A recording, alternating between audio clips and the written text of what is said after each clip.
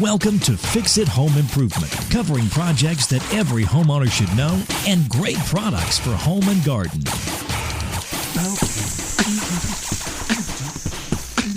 Hi, I'm JC, and this is where we share weekly home improvement tips. I'm here with my co-host Cindy. Hello, JC. Hi, Cindy. Today we're going to be talking about some tips on flood preparation and cleanup, and we'd like to thank Nadine Geyer for liking and sharing the podcast. In 1931, rain and melting snow in China caused one of the deadliest floods in recorded history, and the flooding covered an area the size of New York, New Jersey, and Connecticut combined. And the flood destroyed housing, farmland, and there's estimates of about 800,000 people becoming homeless, which then caused famine and disease. They say that people were trying to eat the bark from trees, weeds, and grass, and there were reports of cannibalism.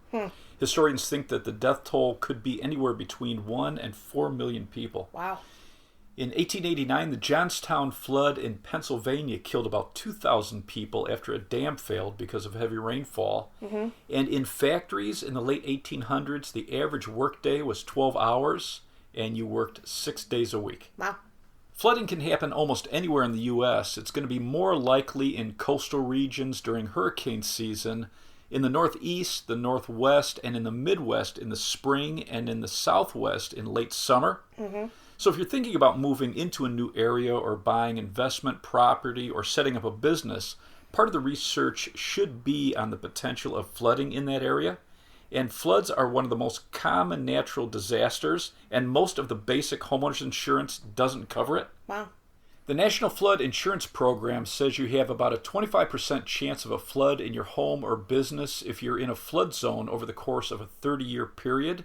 And even a few inches of water can cause thousands of dollars in damage. How would you know if you're in a flood zone? So you can go to the local city building department or the county planning department for that area, and they're going to have flood maps. FEMA also has a website with flood maps for the U.S., so it's FEMA, and they have maps that show low, moderate, and high-risk areas. And what's interesting is the National Flood Insurance Program says that more than 25% of the flood claims, they come from outside the high-risk areas. Wow. There's an interesting new report from FEMA. They're predicting that areas that have a risk of flooding are going to increase by 45% by the year 2100. Crazy. So the National Weather Service is going to issue flood alerts when flooding's possible, and there's a few different types of alerts. A flood advisory is issued when water could be a problem or a nuisance for traveling or for your property, and they're just saying you should be aware, you should keep monitoring. And then a flood watch is issued when it looks like the conditions are possible for a flood, but it may not flood. So they're saying you need to be prepared and keep monitoring also. A flood warning is when a flood is very likely, in some cases, within 30 to 60 minutes, Wow. or it's actually starting to occur. So you need to take action when you hear a warning, and then you need to know your area. You know, do you have the possibility of a river or stream overflowing? A flash flood warning is very likely or occurring if that warning comes out. So you need to take action immediately for safety. Okay. These alerts from the National Weather Service, that's the stuff that comes through your TV? Right, or radio. Or you can get an app too.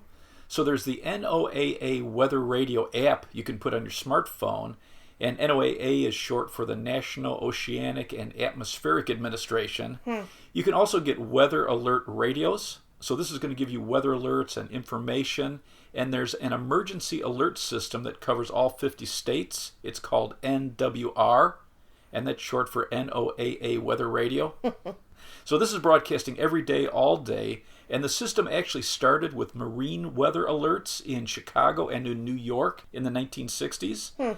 And then in the 1970s, it went nationwide for all types of weather and emergency alerts. And this is actually a really nice thing to have, this weather radio, if you're going camping or hiking. Okay. In the town that I live in, through the village, I was able to sign up for an alert system. So they send you a text and a voicemail, actually, that says when there's weather reports in your area. Right. If they're shutting down the streets for a parade. A couple months ago, somebody robbed a bank. Well, oh, really? That was nice to know. Yeah, weird. It was nice to know when they caught him, too, because they also sent you a text about that. Oh, that's a nice service. Well, you should see if your village has it. Right. If you want a weather radio for around your house or if you're traveling, the American Red Cross has a couple of different styles. So they have a weather alert radio that has a hand crank to recharge the battery, or it uses solar power to recharge it. It has a built-in phone charger, an LED flashlight, a headphone jack, and an emergency flashing light, which is pretty interesting. They also have another model that has an AM/FM radio along with the weather station. And then that has a hand crank for power, an LED flashlight, and a headphone. I think I bought one of these for my dad one year. Yeah, they're a great. weather radio. Right. He was complaining he wanted one for work, just a regular radio. Okay. So I bought him one of these ones that you crank up. I also bought him a cooler that had a radio in it. Right. He didn't use either one. Well, it's interesting. I read a few of these different camping blogs, and they were saying that if you're in an area with the risk of flood, it's really nice to monitor a radio like this, especially if you don't know the area. And then a lot of these areas where you go camping, they will have a detailed evacuation plan, which nice. You should look at ahead of time if you have a high probability of flooding in an area that you're going to, so you know which direction to go to higher ground. Right. And a lot of the pros are saying you should have that same mentality in your community. So find out whether there's emergency plans in your village, if there's evacuation routes or emergency shelters if you're in an area for a high probability of flooding. And then think about putting together a kit with supplies for emergencies. Think about your short and long-term needs. So beside a weather radio, you should be thinking about drinking water. And the CDC says store about 1 gallon per person per day. You should be drinking about a half a gallon per day. A minimum of 3 days' worth should be stored. And the Mayo Clinic uses a study done by the National Academies of Science, Engineering, and Medicine. They're saying the average man should be drinking about 16 cups and women about 12 cups of fluids every day. And then you need to increase that depending on exercise or if you're working, if it's hot weather, or how healthy you are. So how many cups? 16 cups, so about a gallon. Huh. And beyond just the water you need for drinking, you got to think about cleaning and sanitation. Right. Pros are suggesting about 1 to 3 gallons per day, up to 5 gallons per day for at least 3 days if you have an immediate emergency. And then if you think that you're in an area that might have a long-term problem, then think about 2 weeks worth of water. Wow, okay, so you're going to have to buy cases of water or 5-gallon jugs. Right, or the hardware store or in home centers, you can also get large water storage containers. For food, you should be planning on short-term and long-term. Also, most pros are saying think about a 3-day supply for short-term.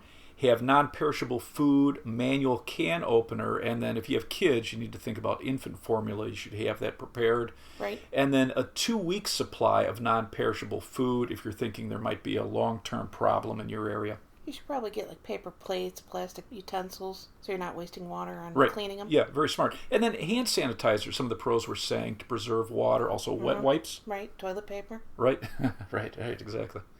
You should also plan for water and food for your pets, have chlorine bleach for disinfecting, flashlights, backup batteries in packages, and that's something you should be checking and rotating. Cell phone chargers, backup chargers, matches in waterproof containers. You should think about firewood, charcoal, outdoor grills. You can get these small emergency grills or cooking stoves with fuel. Right. So if the electricity or the gas is out. Fire extinguishers, a first aid kit, and a manual for first aid techniques. There's quite a few of these that are in waterproof containers. Oh, nice. So they're good for travel also. Waterproof boots and gloves. You should have dust masks. A new company we just saw at the last hardware show we went to. It's called Soft Seal Masks. They have a silicone seal all around the edge of it, so this seals itself to your face. Right, which is at different sizes. Yeah, which is pretty unique. You should have plastic sheets and duct tape, an emergency whistle, disposable cleaning cloths, and that kind of goes in with the hand sanitizer so we can conserve water, and then an emergency honey pot. A what? So a honey pot was the term that the military used for a makeshift toilet in the 1940s. Are you trying to be funny? And you can pick up an emergency toilet that uses a 5-gallon bucket with a snap-on toilet seat. How cool is that? So some of these have kits that include sanitation liners. They have chemical packs that solidify the waste. So you pour this on after you use the toilet. You have gloves, hand sanitizer, and toilet paper. Emergency Zone, Reliance, and Ready America all have top-rated toilet buckets and kits. And remote villages in Alaska, they still use honey pots in the middle of winter. So it can get down to like 50 degrees Fahrenheit below zero, and you don't want to run out to the outhouse when it's that cold. And because of the soil and permafrost, they don't have septic systems in a lot of areas still in Alaska. Wow. So they're building these outhouses. The government estimates there's about 3,000 homes that still use these buckets. Who knew? Another use for 5-gallon buckets is for food storage. And if you're using this for long-term food storage, make sure you're getting food-safe buckets with some type of sealing lid. You can get Gamma Seal lids, so it's Gamma, and these are airtight sealing lids. This works for 3.5, 5, and 7-gallon buckets, and it screws down and locks in place, so it's very easy to take on and off. You should have some type of tools. A multi-tool is very good. Scissors, hammers, pliers, a knife. You should also have tools to turn on and off the gas and the water main. Mm-hmm. Many of the pros are saying to have 7 to 14 day supply of medications because stores could be closed. Sleeping bags or air mattresses, if you get an air mattress, have a foot pump, and then have emergency blankets. It's interesting, the Mylar blankets, so they look like aluminum foil and they reflect heat back to your body. These were originally developed by NASA, and they were used on the space station to reflect heat away from it. So you can fold it up into a very small space. They're very lightweight, and having the shiny side towards your body is going to keep you warm. If you have the shiny side out, it reflects heat to keep you cooler. You can also use this as a tent or a lean-to. It can help you stay dry out of the rain. If you're in your car, you can use multiple blankets with the shiny side out, and it's going to keep the car cooler. And then you can use that shiny side as a signal for help. And some of the Mylar blankets come with one side that's orange, and it has SOS printed on top of it. Nice. And when you're planning what you're going to need in an emergency, you should be thinking about what would I need if we're staying in the house, or what if we have to evacuate. And if you need to evacuate, you need to think about carrying your supplies. So what type of duffel bags, backpacks, 5-gallon containers, or waterproof totes you'll need. And in a waterproof container, you can keep local maps, cash in case the ATMs and banks are closed. You should have photocopies of some key IDs, rain gear, hats, bug and mosquito repellent, sunscreen. If you have animals, think about a dog leash or a chain, cat litter, and maybe like a travel tray for a cat, your pet supplies, and then have your important phone numbers and addresses written down in case your cell phone dies, because most of us can't remember any phone numbers or anything. You should have flares, booster cables for your car battery in case it dies, fire extinguisher, and then if you have kids, you should have some games and some books, stuff for kids to keep themselves amused. Cards. Yeah, there you go. And then garbage bags and ties. You'll need it for garbage and waste. Take pictures of your home or business before you leave so you have documentation for your insurance. Okay. If you are going to prepare an emergency kit, you should probably do it now. Beforehand, yeah, absolutely. Yep. Because if it's going to flood in your area, everybody's going to the store at the same time. Stores are going to be sold out of stuff. So the stuff that you can prepare ahead of time, you should, and then you don't have to worry about it. Yeah, absolutely. Very smart. And if you do plan on leaving your home to get to higher ground, you want to do that as quickly as possible. FEMA says just 6 inches of moving water can knock the average person down. 6 inches of moving water can cause you to lose control of your car and potentially stall your engine. 12 inches of water can float away most cars. Wow. 24 inches of water will pick up and move cars and trucks. And if your vehicle gets lifted off the road, it can be swept into the current and flipped over. Right. And about 50% of all the deaths in floods are in vehicles. Wow. You also never want to drive around barricades that are set up. They're generally set up for washed out roads and downed electrical wires. If you're preparing your home for a flood, you want to make sure that you're looking at your sump pump. What is the age of it? The U.S. Department of Housing and Development estimates the average life of a sump pump is around 10 years. So you want to change it before it fails. Have a backup sump pump with this battery powered. And if you're in a high-risk area for floods, you can also get dual battery connections. So it's going to run a lot longer. Waterproof your basement, any entrances, vents, or utility passages coming into the lower levels. You want to slope soil away from the foundation. Get your downspouts to discharge 10 to 20 feet away from your house. Make sure your gutters are cleaned every spring and fall, and use some type of leaf guard. And there's quite a few that you can do yourself that are very easy to install, like gutter brush or gutter stuff. If you have a generator, it should be in an elevated area on a concrete slab or concrete blocks. You should never have it on soil. If you have fuel tanks inside or out, they should be anchored down. And then install backflow valves, drain plugs, or standpipes, and that's going to prevent water from coming in from the sewer from your drain pipes. So a plumber can put a main sewer drain backflow valve in, and this just makes it easy. It closes off in case sewage were to ever try to back up into your house. Okay. If you want to do it less expensive yourself, you can get floor drain valves, and a lot of these just have a rubber float that rises and it seals the opening. And so some of them are expansion, so you just tighten it down into your drain. Very easy to install. You can also just get drain plugs that you would install when you need them.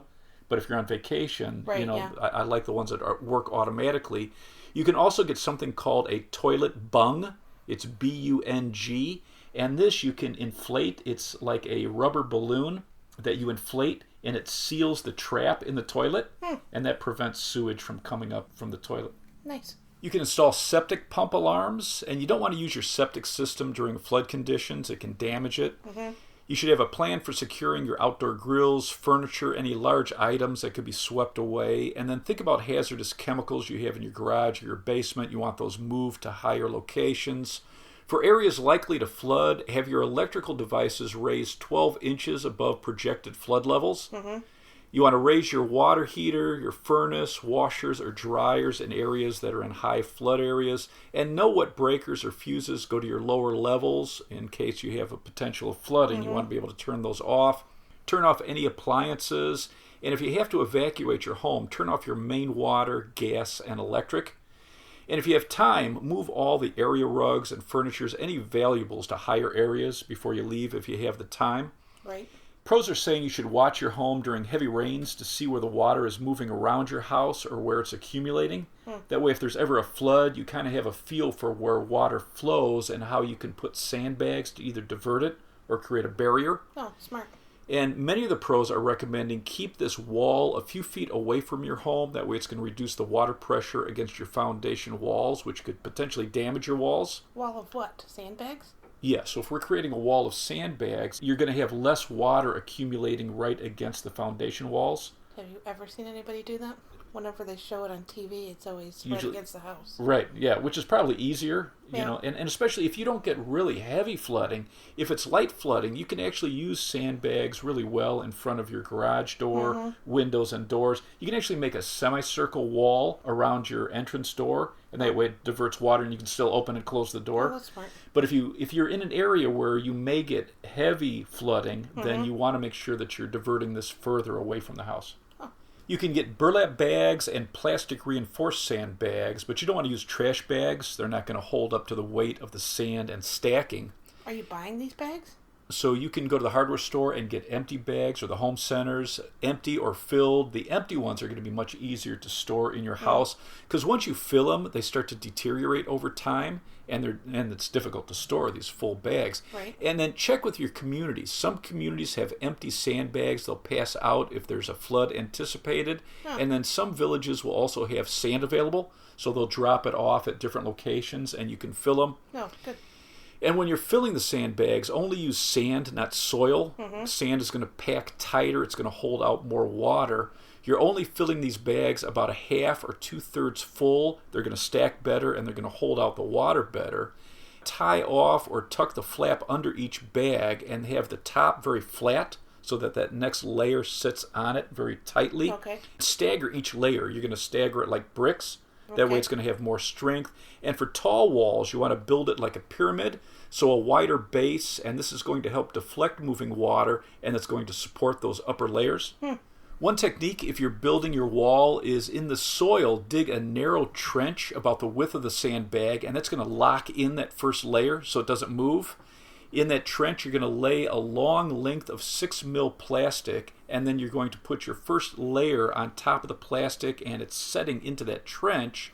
You're going to stack your bags, you're going to overlap them, and then once you get to the height, let's say we're going 3 bags high, you're going to fold that plastic up and over the top, and then use sandbags to hold the plastic in place. And I saw a couple demos of this, and it's amazing how well this blocks and stops water. Good to know. You can also get specialty flood control bags. So these are bags with an absorbent material inside, and they expand when they get wet. So they're very lightweight, they're flat, you can really store these easily. You lay them out and either use the rainwater hitting it, you can spray this with a hose or dunk it in buckets. They expand, basically creating sandbags. Some of these last 6 months or longer. Wow. So they're very easy to lay out. A couple of the top rated companies are Quick Dam, Quick, capital DAM, Flood Sax, and Sax is SAX, Hydro Snake, and Absorbeeze. It's ABSORBEEZ. And the Absorbeeze they actually use for not only creating barriers, but you can use this if you have an area that's flooded. You can throw these bags down and it'll absorb water. Huh. Interesting. And you want to dispose of any of the sandbags that have come in contact with flood water because there can be toxic chemicals or sewage in the water. If you had to evacuate your home, make sure you get approval that it's safe before you return. If there's no electric in the area, return during the day. It's going to be safer. Right. And if you smell gas or see sparks, make sure you call the utility company or the fire department before you enter. You want to look for any structural damage, too, before you walk in. If the water was higher than any of your electrical devices, make sure it's checked for safety before you turn your electric on. Wear protective clothing, rubber boots, gloves, goggles, a dust mask. And you need to be careful when you get into your home for snakes and animals that could be in the home, which would be terrible. I didn't even think about that. Yeah. If your appliances got wet, don't use them till they've been checked. Make sure you're taking pictures of the damage and call your insurance company right away. Get approval for your cleanup plan. They may want you to keep any of the damaged items for proof of a loss. Oh, really? And if you don't have flood insurance, make sure that you find out if the area has been declared a federal disaster, and you can contact FEMA, FEMA, for filing a claim and find out what you need to do to document the damage. Okay. You should consider flood water as contaminated, so it's important not to get water in your eyes, mouth, or cuts. And some pros are recommending getting a tetanus shot if you're not current. How do you know if you're current? So within 10 years, if you haven't had a tetanus shot. And the CDC actually isn't recommending tetanus shots for people who are just in floodwaters. But if you plan on working in your home or helping with cleanup, they say that you should make sure that you're up to date with a booster shot, that way in case you accidentally get a cut. Tetanus is caused by a bacteria in the soil, and it can enter your body through a puncture. So it causes very painful muscle contractions in your neck and jaw. They call it lockjaw. And if you get a tetanus infection, the death rate is actually very high, about 1 in 10. You need to get rid of any standing water, so use utility pumps and a hose to get the water away from the house, wet and dry vacs. Open windows and doors, use fans and dehumidifiers. And if water got into your HVAC system, make sure it's checked out before you turn it on. Mold and mildew can start to grow if the water isn't removed in about 24 to 48 hours. You want to get rid of all debris and then cut away any wet drywall and remove it. And let's say you're removing 12 inches of drywall on the bottom of a wall. A lot of the pros are recommending to cut off a 4-inch section on top of the wall, and that way air can come through the bottom and come out the top, and you're allowing the studs behind the drywall to dry. And then if you have any wet insulation, remove that. And throw out any items that can't be cleaned or disinfected, like mattresses, stuffed animals, furniture, anything with porous materials, carpet and padding. Wood and laminate flooring may have to be removed to allow it to dry. And you want to allow wood flooring to dry very slowly. And some of this you'll be able to sanitize and reuse. If your basement is completely flooded, you want to check with a pro. Usually only 2 or 3 feet worth of water can be removed a day, and that's going to prevent pressure on the outside walls from pushing it in and damaging your foundation walls. Wow. You want to clean and disinfect all hard surfaces. FEMA is recommending a 1.5 cups of bleach in 1 gallon of water to disinfect, and then you want to rinse the surfaces thoroughly.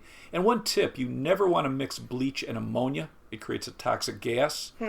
If you have well water, make sure that you have it checked and treated for contamination. And then with septic systems, make sure they're checked before you use them.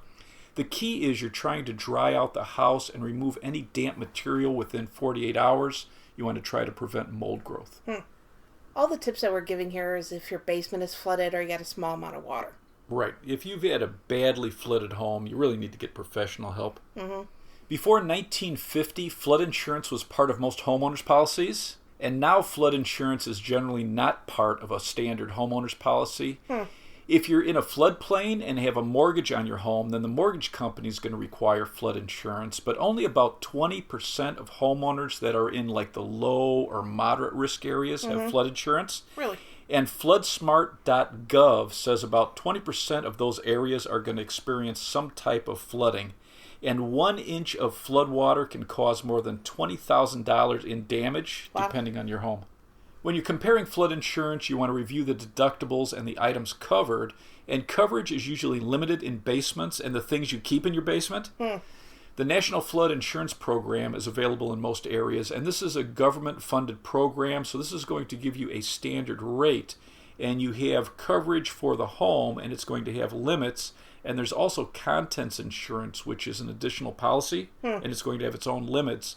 You want to compare what's insured, like your air conditioner, your furnace, your electrical, plumbing, appliances, wall-to-wall carpet, kitchen cabinets, your garage. You want to get the details and make a list of all your key items, and that way you can really compare what's going to be the better policy. Good. If you have your car parked in your garage and it gets flooded, is that covered under anything? So if you want your car covered, you need your auto insurance to be comprehensive. Okay. And that way it's protected for natural disasters. But you really should compare when you're looking at your auto policies on how they look at a total loss versus what they would repair, especially if you're in an area where it has a high probability of flooding. Okay. Do you have anything else to add? I'd say know your neighborhood, have a plan to protect your house, and then a plan for evacuation, and think about flood insurance if you don't have it. Let's wrap this up. You can subscribe to our podcast on Apple Podcasts, Stitcher, the Spotify mobile app, the Google Play Music app, iHeartRadio, and CastBox. If you enjoyed it, please leave us a review. You can check out our home improvement videos on our YouTube channel, Fix It Home Improvement. And you can subscribe to that as well. You can download our books, Home Improvement Solutions, What Every Homeowner Should Know, on Amazon. If you enjoyed it, please leave us a 5-star rating and review. You can email us at fixitpodcast@gmail.com. You can follow Cindy on Twitter at FixItCohost. Thank you for listening. Talk to you next week.